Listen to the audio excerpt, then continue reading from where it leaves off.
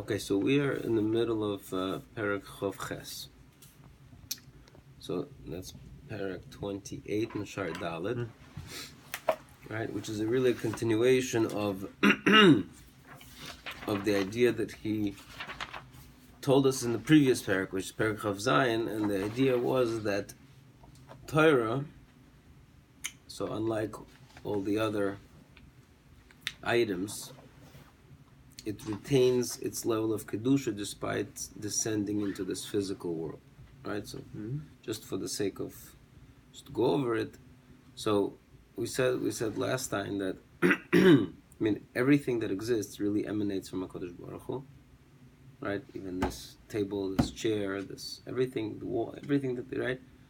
But physical items, we don't look at them as an extension of God. We treat them as physical items. You know, we use a chair, we sit on it. We don't like the chair, we throw it away, throw it into the trash. We don't treat it with any particular reverence. Okay? On the other hand, Torah, we do give it reverence.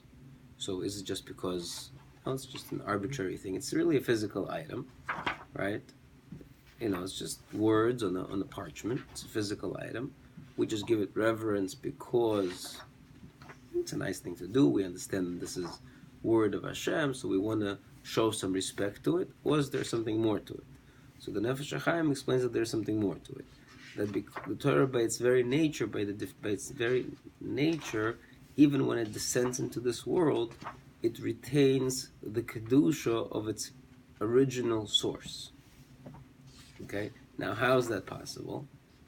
It's a physical thing, even when you learn it. So let's say we're learning about the laws of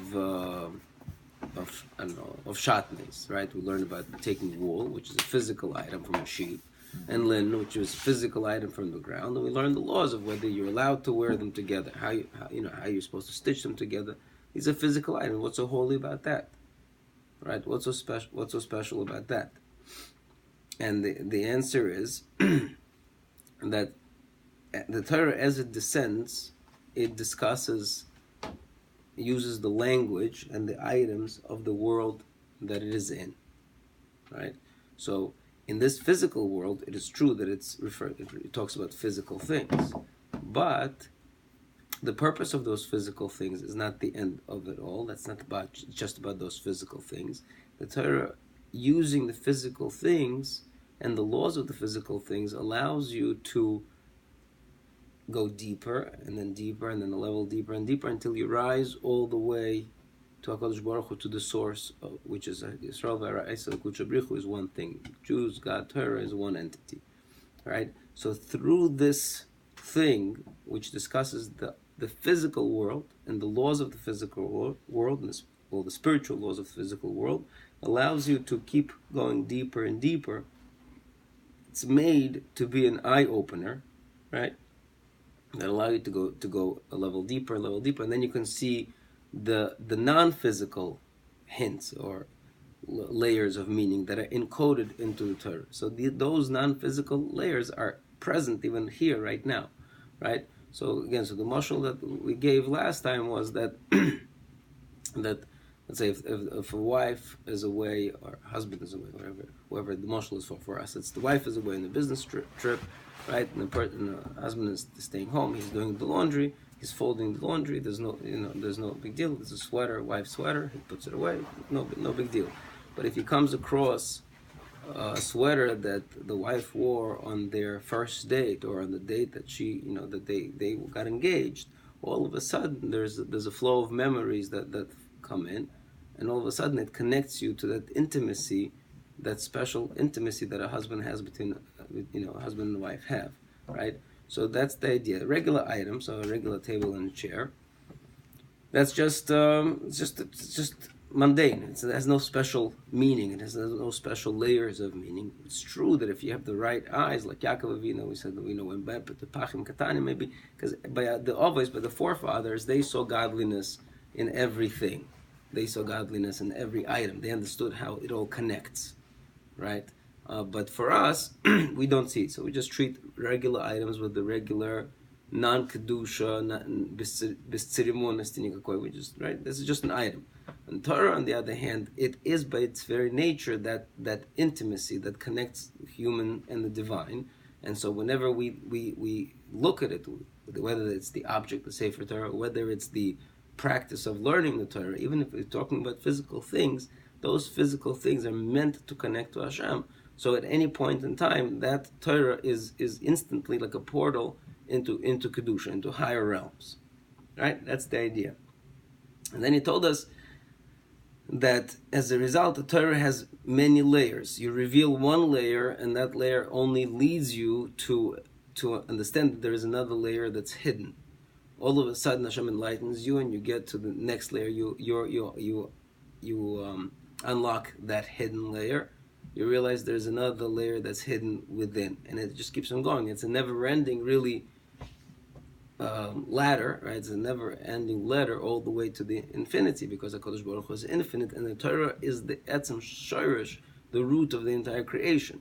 So there is always a layer that continuously becomes revealed, but revealed only to realize that there's another layer that's hidden, that's above it. So that's what he said this last piece, that so maybe we can start even from there. Right? This is V'lachein shkura b'fi hazohar. This is a little bit before that we stopped last, or 2 weeks ago. I think we learned already 2 weeks ago. V'lachein shkura b'fi hazohar. You have it, okay. And you have it. I don't have the paragraph. Okay.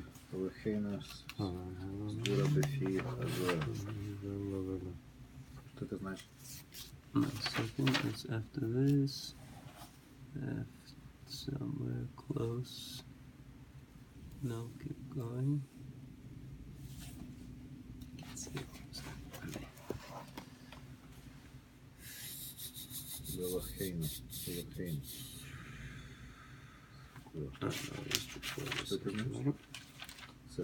There. V'lachein shgura b'fi hazohar. Ah, I got it There. Okay. V'lachein shgura b'fi hazohar. Therefore, it is a shgura means commonly said, like a common phrase in the Zohar. So that the Torah kulo ihi, its entirety is sosim v'galia. It's hidden and revealed. Okay. Shehu mevor l'chol ha'mevin, which is understandable to every person who understands. Sheperushahu, the explanation is shehu haderech hanister me'aTorah HaKadosha, that there's a way that is hidden in the Torah HaKadosha. She'ein kosuv mefoirish u'mevor bo, that not everything is written and explicitly stated in it. Right? El shenister v'nitman ha'inyonim elu b'remez b'dvareha, that there are certain things that are hidden through hints in the words. V'derech hanigla shabo, and whatever it is revealed is what we call hapshuto shel mikra, is the simple pshat, so to speak, right? Shehu kosuv meforish mevur bo. That's whatever is explicit. So whatever is explicit, that's the revealed part, and whatever is hidden is the hidden part. Now, v'loy kemoy, now he speaks out, v'loy kemoy sherisi b'sefer kosuv. This is not like I saw written in a book, from someone who analyzed this idea. He asked the question, why do we call the wisdom of Kabbalah, right, the mysticism, why do we call it nister, nister, the hidden wisdom? But isn't it so that for someone who understands this mysticism, for him that's revealed, for that person that's revealed wisdom. And somebody who doesn't understand these things, and there are certain people who can't even understand the basic pshat of a pasuk. So to them, even Rashi is chokhmas anister, is a hidden, because they could look at Rashi 24/7, 10,000 times over, and they still won't get it because they're just not intellectually able. So to them, even what we consider the revealed part of the Torah is really hidden. But to somebody who's a genius, who spends time learning mysticism, to them even the mystical teachings become revealed. Right? So that's the person's question. Why do we call this type of learning chokhmas anister, and this type of learning we call it chokhmas anigla? Ve'etzlom gam hapshuto shel mikra darko nister mehem. Right, and to people of lower intelligence, even. I'm sorry.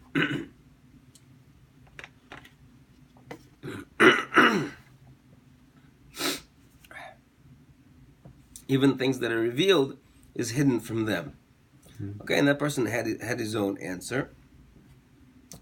But he's going to say, or really what he's trying to say is no, that there's a certain part of the Torah that is forever hidden, even to the person.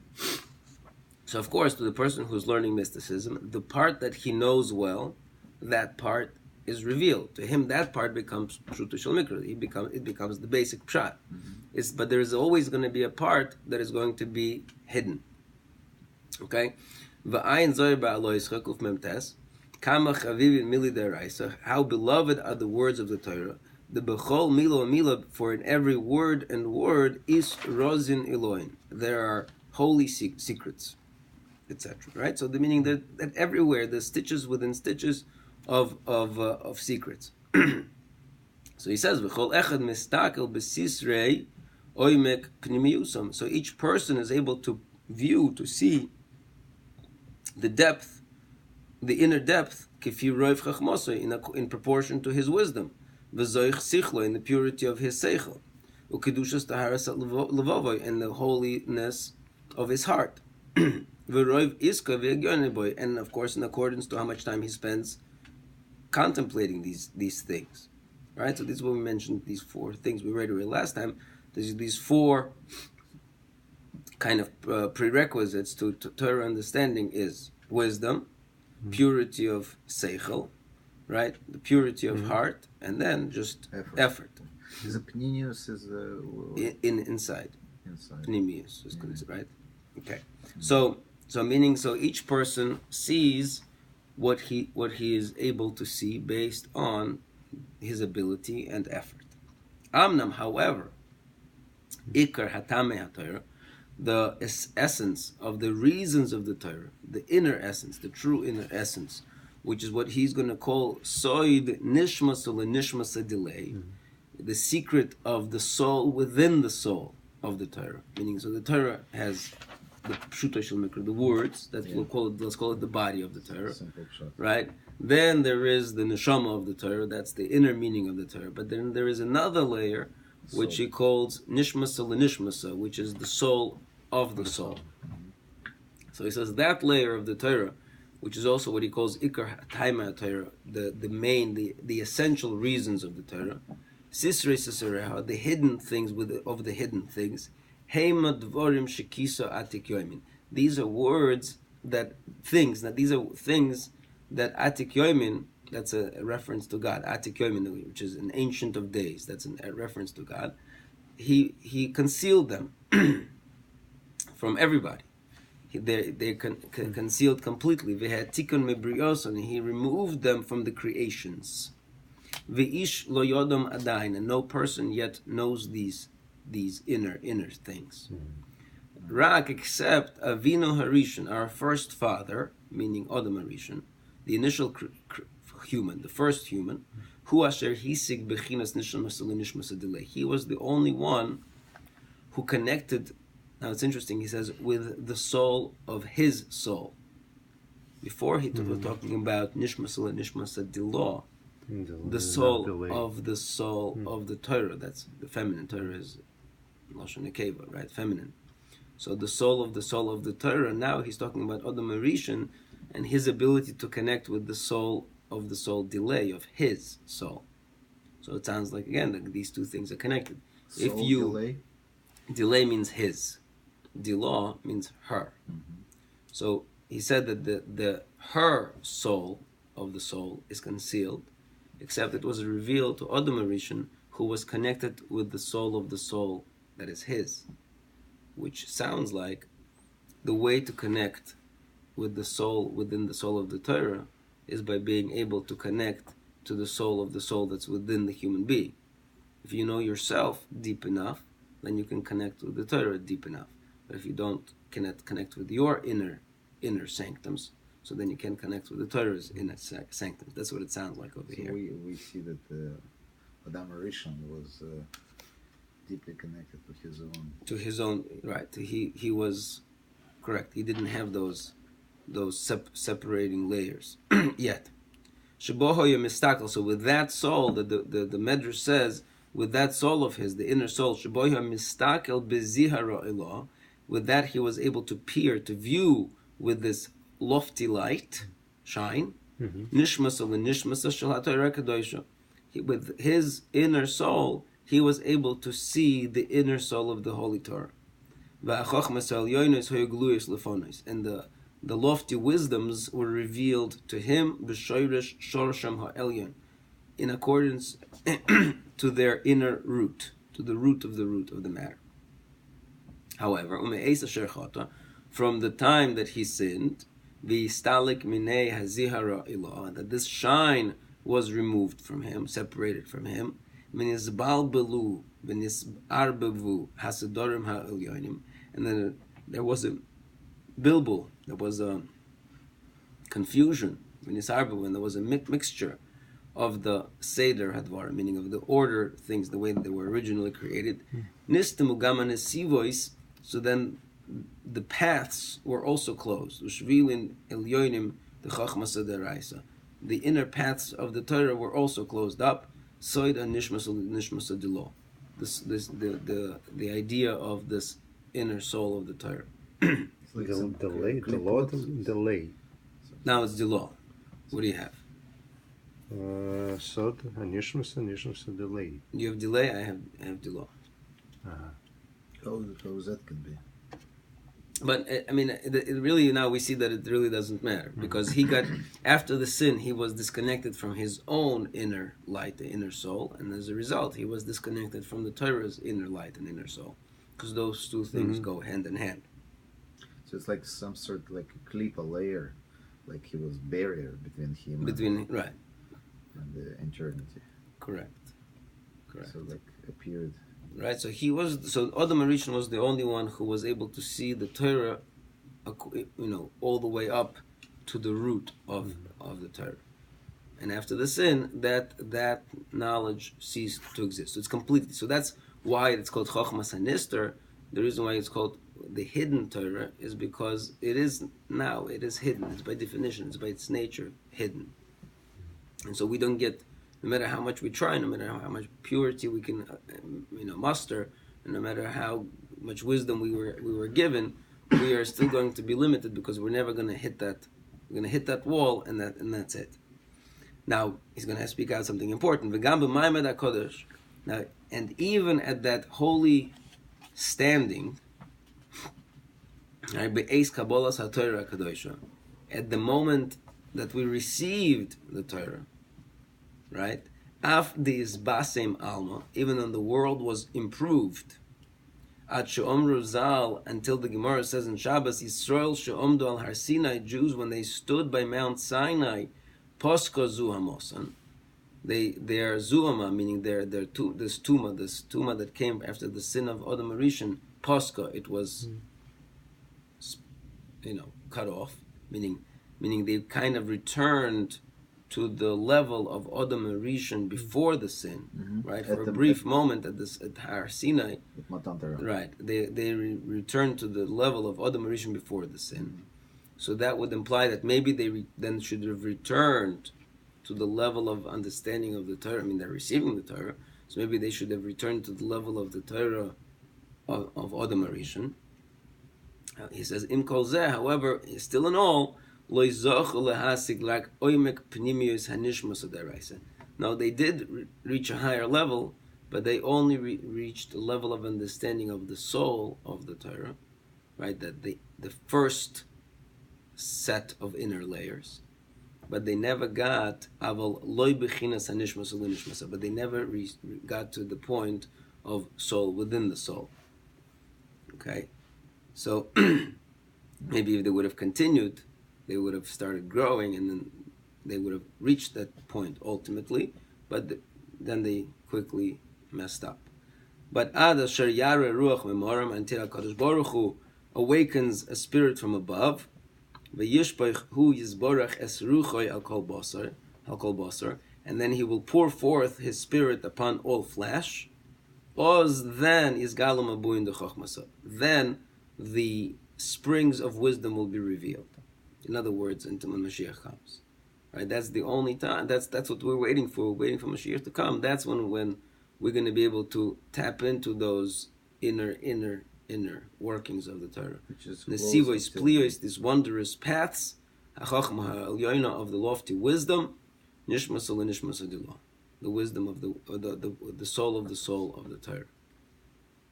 Okay, so until then, until Mashiach comes, it seems that we can get to the neshama of the Torah. We can go back to the level of Maimon Har Sinai, even if it's post sin. We can go back to, or very close to that level, but we're never breaking to the level of Adam Rishon before the sin until Mashiach comes. Okay, we see this in the Zohar. Eraisa isla gufa. The Torah has a body. Tipshin de alma, right? The fools or the unintelligent of the world. Lo mistakli ela be'ahulavusha. They can only see that layer, that garment, right? The outer garment. Inun de yadin yatir. Then there are those that know more. Lo mistakin b'levusha ela begufa. Those that know more, they can see not only the outer garment, and they can see what's beneath the garment, the body of the Torah. The ihut chois hahulavusha, which is under that garment. Chakimin avdi de malka ilo. But then there are wise people who are servants of the lofty king. Inun de kaimi betura de Sinai. Those that stood on the Mount Sinai. Lo yistakli ela b'linishmosa. They saw the soul. The ikra de kula raisa mamash, which is the essence of the entire Torah. Ule alma de osi, but then in the future world, zeminin leistakola b'nishmosa l'nishmosa de raisa. They will be ready to see the soul within the soul of the Torah. Okay, so it sounds like there are 4 layers. 4? Yeah, 4 layers. There is the garment, there is the body, there is the soul, and then there's the soul within the soul. So therefore, lower intelligence, they can only see they don't see the body of the Torah. They can only see the levush, the outer garment. Then people who know a little more can get the guf. Those that are wise people, that are servants of Hashem, those see the soul, like they did by Har Sinai. And then in the future, L'Alma de Osi, they will see the soul of the soul. But it sounds like there's a prerequisite. If a person spends time under current conditions, doing his utmost to get through these layers, to cut through these layers as much as possible, that will give him the skills. Once the neshama will be revealed, then that will give him the skills to get to that level. But if a person does not use his intelligence or his abilities towards getting those inner levels in this world, then it sounds like he's going to be handicapped even in the next world. This could probably be very well compared to a person. We'll have our clothing, we'll have our bodies, we'll have our souls. Right, that's exactly where the mashal is coming from, right? I mean, I'm not talking in physical sense, but where one has his own outside and appearance and behavior, and the way they're dressed, and that's the way I want people to perceive me. Right, there's a projection, right? Right, and then there's the true me, and then there's the inner me. Right, and then there's the inner me that I'm yet to find. Right, very good. Yeah. Okay. So, Kumash Kosav in the pasuk, v'hoyu einecha royos es moirecha, v'lo yikanef oid moirecha. And it's talking about the future, and your eyes will see es moirecha, your master, your guide, and v'lo yikanef oid moirecha, and your master will not hide from you any longer. Okay, v'hu inyan ha'or shel yom harishon, and this is the same idea is expressed with that first light. Right, when Hashem said, let there be light, and then Rashi tells us, Shenignas l'tzadikim lo slove, that first light was hidden for tzadikim for the future, right? So that first light is exactly this light of understanding that's going to that is hidden for the future. This is what also the rabbi said. The HaKadosh Baruch Hu will take the sun out from its sheath, Yeah. right? So that idea of the sun out from its sheath. So he is understanding this. This is not right, even though that's the Gemara. It's talking about this. The Sukkah also has that expression, right? The Gemara by Sukkahs, Hashem will take out sun out from his. We usually take it as a simple. It's going to be too hot. They're going to leave the Sukkah, bang the door. It sounds like maybe there's a spiritual layer of understanding. It's going to be too hot, meaning the spirituality is going to be too strong for them, too intense, and they won't be able to. Many people will not be able to survive. The spirituality is too strong.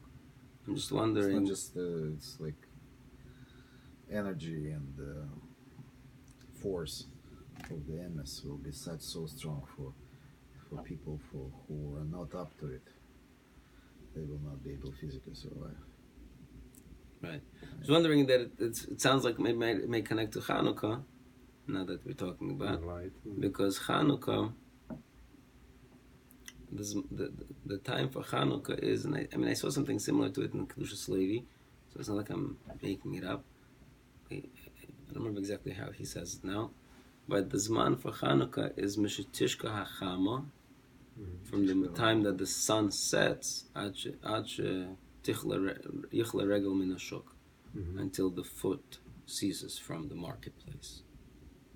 Right? Which means very cute expression. So first of all, Shetishka Achama, the sun sets, is a reference for the spirituality going down, because that's why the mitzvah of Chanukah is really at night.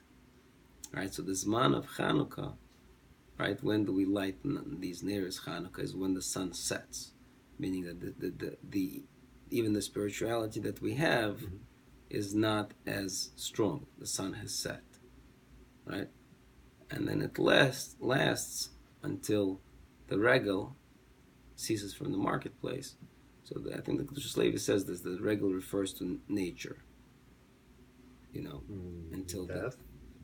Nature, meaning until kind of the blanket of nature kind of... Until activity ceased on the marketplace, that's pretty much right. Right, that's the simple meaning. What I'm saying is this expression of regal, what does it say? Regal minashuk. Regal refers to the regulus, the natural it's not regalim, order. It's not regal, different shores? Is it the same shores? Regal and regalim, they're called regalim because you go to Yerushalayim for their holidays. For 3 times. Yeah. Right. So, but it's they could have said that until there are no more people outside. This weird expression, sheichla regal minashuk, obviously there was something more to it. So besides movement in the marketplace, what else? I'm just saying. So it's an expression of until the blanket of nature kind of goes away. What does that? What's the blanket of nature? We live under the blanket of nature, Okay. right? Meaning he looks at the physical world, world. Right? The physical world, the blanket of the physical world. Our physical sphere. Okay. Right, because he understands that the sun represents kind of above nature, and regal is the nature, and so right. I mean, Hanukkah is this miracle within of breaking through the natural world. Yes. Okay. Okay. Anyway, so maybe there's a connection here. Okay, let's continue. V'hu soid ha'eden k'yadua, and this is also the secret of Gan Eden, of Eden, right? Shehu ha'bechina nishmasa the nishmasa, which is also this. I don't know what that means, but also somehow Gan Eden is this idea, this of soul within the soul, right? That's part of why Adam was kicked out from the Gan Eden, because he was no longer connected to that part of his existence, of his being. Okay, so I mean, as he speaks to this out. Adam Arishon koydem chetoy. So Adam Arishon, before the sin, hoyodar began. He used to live in the garden. Umitoichoy, and from the garden, hoyomistakel be'eden. He was able to see the Eden, right? It's Gan Be'Eden. It's the garden Eden. in the Eden, right, of the Eden. Ubechetoi asher me'oz, but through with his sin, nistalka mimenu zoisa bechina elyoina, he was that this ability was removed from him. Lechein gorash oz migan Eden, and he was removed from the garden within the Eden. V'hu soid hatzirufei oisiois dilah, and this is the secret of permutations of letters within the Torah. Kasher hiksuva b'moreh. Okay, meaning, I think what it means is that the Torah, right, is a set of letters, and then those letters could be written in many different ways, right? Even without changing necessarily the order, but you can break up the words, and that will give you a different Text. meaning, right? A different text. So there is, there is a way to look at the Torah and have it unscramble it, and can see a whole different meaning that comes with it. And that's what the Adam Rishon was able to see. This version, and that version, and that version, and he was able to see all these different layers of meaning. And then after the sin, he was no longer able to see all the layers. Okay? And this it says in the Midrash Tehillim, Lo yoda enosh erko, that men do not know its value. Lo nitna parshiyoseho shel Torah ala seder, that the parshiyos of the Torah were not given in according to the order. Shel mole nitnu ala seder, because if they would be given in the right order, kol mishu koyre b'han, then anybody who would read them, miyad hoyoyochol librois olam ulachayos mesim, he would have the power to create a world and to revive the dead. Okay, so again, it doesn't mean the parshios of the Torah like we have them, like, Bereshis, Noach, whatever. That's not the point. The point is, if a person would see those permutations, he would have the knowledge how to revive the dead and create worlds. Permutations? What's the permutation? The Layers. letter combinations. Letter. Okay. Right. Okay. So good. So v'noshav levayir k'tzas inyan hefresh v'yisrin or kedusha Torah kedusha hamitzvos. Now so that's going back. So that here he concludes this discussion of the holiness of the Torah, even in its here physical present state, even though all of these layers are hidden.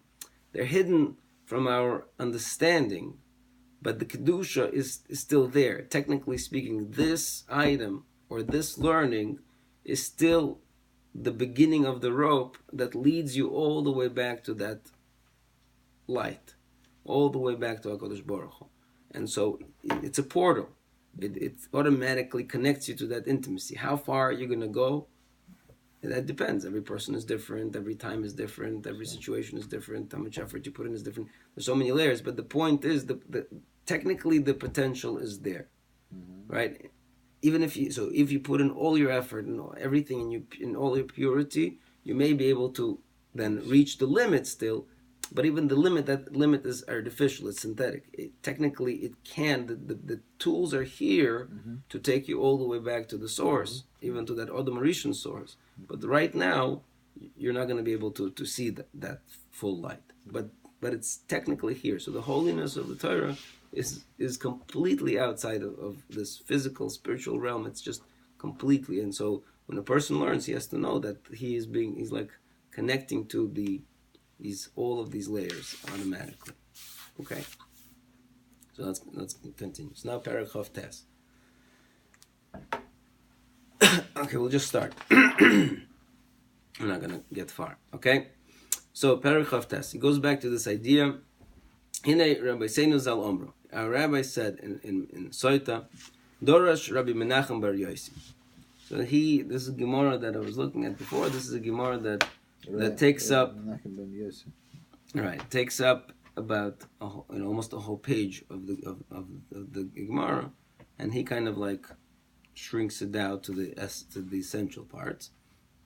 So Darash Rabbi Menachem Bar Yossi, ki ner mitzvah v'Torah or. The pasuk in Mishlei says that ner is a mitzvah is a ner, right? And the candle is a mitzvah, or a mitzvah is a candle. But Torah or, and Torah is light. Okay? Ner mitzvah v'Torah or. Very appropriate again to our holiday. Right? Ner mitzvah v'Torah or. Okay? So the pasuk, the Gemara says, the Rav Menachem Bar Yossi says, Tolo hakosov v'say mitzvah b'ner. The pasuk compares the mitzvah to a ner, v'sa Torah b'or, and the Torah to a light. Loimer l'cha, this is to teach you. Ma ner ein mer elo lifisho, just like a candle only lights up for a temporary amount of time. Af mitzvah ein magina elo lifisho. So too, Torah only protects a person for a certain amount of time. Uma or meir le'olam, and just like light is eternal, is forever, right? Af Torah magina le'olam. So too, the Torah protects a person forever. And then there's a whole discussion, and that's why he skips the discussion of Masik, and then the Gemara concludes, the Torah be'idna de'osigba, when a person is learning Torah, magina umatzla. The Torah has the ability to protect the person from punishments or from certain negative events, protect the person that they should not come upon him. Umatzla, and can save a person, meaning even if those events already occurred, the Torah can pull a person out from those circumstances. Right? Be'idna deloy asigba, when a person is not learning Torah, it still has aguni magne, it still has protective abilities, atzulei loy matzloi, but it doesn't have salvation abilities. Once a person is stuck in a circumstance, the Torah that he learned 20 years ago may not necessarily save him. That chus may not save him. Mitzvah on the other hand, bein beidna de asing bay, bein beidna de loy asing bay. So over here it doesn't make a difference if he's right now putting on tefillin or he just took him off. It still only has the ability, aguni magne, has the ability to protect the person, but it does not have the ability to save a person. Okay, that's what it says. And the cheinom rishom. And then another thing that they bring out from this pasuk over there is avera mechabe mitzvah. That an avera can extinguish a mitzvah. Okay, ve'ena avera mechabe Torah, but avera cannot extinguish the Torah. Okay, Rashi points out that it doesn't mean the mitzvah. Avera cannot extinguish a mitzvah, but avera can extinguish the schar of a mitzvah. Right? Meaning that if a person put on tefillin, so he sanctified his hand, now his hand has special protection from HaKadosh Baruch Hu, that if he was, he's not going to get, he's not going to get his finger chopped off because he put on tefillin. But then he went ahead and with the same hand, he went ahead and he stole something, right? So he took away that protection. So the Aveira can extinguish that schar, the protective schar of a mitzvah, right? Not that it extinguishes the mitzvah. I don't think an Aveira can extinguish a mitzvah. I did an Aveira, I did a mitzvah. I get a reward for my Aveira. I get a reward from a mitzvah. I get a punishment for my Aveira. Those are independent things. But the protective energy that comes with the mitzvah, with that part of my body, when I do an Aveira with the same part of my body, it can extinguish it. That's what I'm understanding. Okay.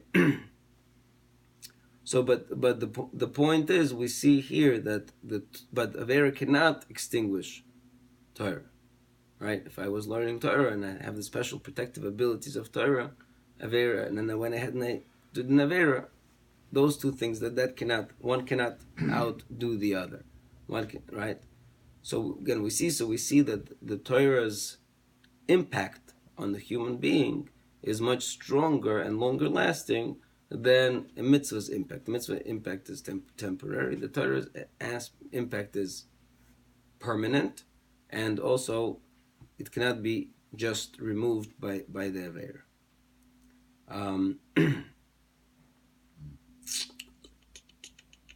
Okay, let's just read just a few more lines, and then we'll stop. And the main kind of the main concepts I guess we'll have to cover next time. Okay, it brings the same idea. The same idea is expressed in the Zohar. It's known in Zohar that the 613 mitzvahs, they are parallel to the 613 limbs and sinews and veins shabu odom. Right? So 248 positive commandments, they parallel the 248 limbs within the body, and 365 negative commandments, they correspond to some veins and sinews in the person. When a person does a mitzvah of Hashem properly, then he sanctifies through that mitzvah that particular limb that is connected to that mitzvah, and gives its vitality. Or if, God forbid, he comes across a mitzvah of Hashem which he should not do, but he was able to prevent himself, upiresh, and he separated, so regarding which the Gemara says, Yoshav Odom v'loy over avera, if a person was sitting and he did not do avera, I mean he was passive and he was able to overcome not the temptation to do the sin. They give him a schar, reward, as if he did the mitzvah. Meaning, what does that mean? He was able to purify that sinew or that vein that is parallel to that negative commandment. And he gave that sinew sustenance.